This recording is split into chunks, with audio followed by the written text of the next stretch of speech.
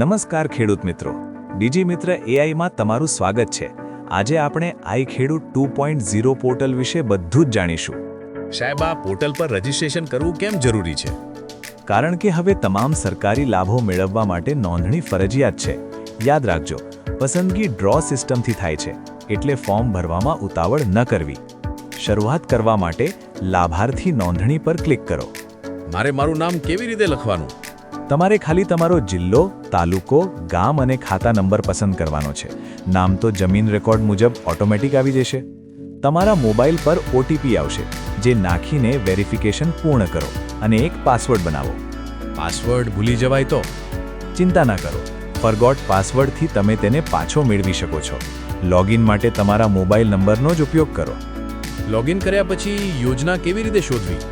Dashboard પરથી વિભાગ પસંદ કરો અને સર્ચ કરો। જે યોજનામાં રસ હોય તેની સામે અરજી કરો પર ક્લિક કરો। ફોર્મ ભરતા પહેલા બધી સૂચનાઓ ધ્યાનથી વાંચવી।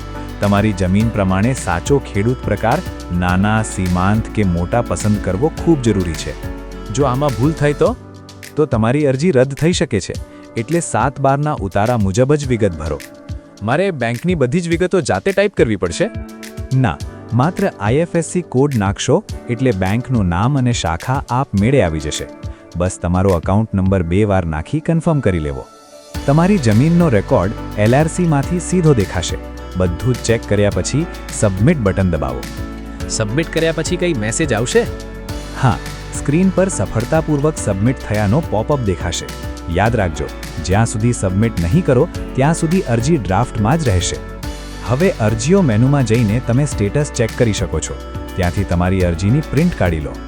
છેલ્લે આ પ્રિન્ટનું શું કરવાનું?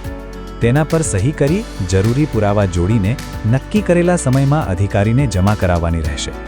મિત્રો, જો તમને આ માહિતી ઉપયોગી લાગી હોય તો વિડીયોને લાઇક અને શેર ચોક્કસ કરજો। આવી જ અઘરી માહિતીની સરળ સમજૂતી માટે અત્યારે જ ડીજી મિત્ર એઆઈને સબસ્ક્રાઇબ કરો। ફરી મળીશું એક નવા ડિજિટલ ઉકેલ સાથે। આભાર।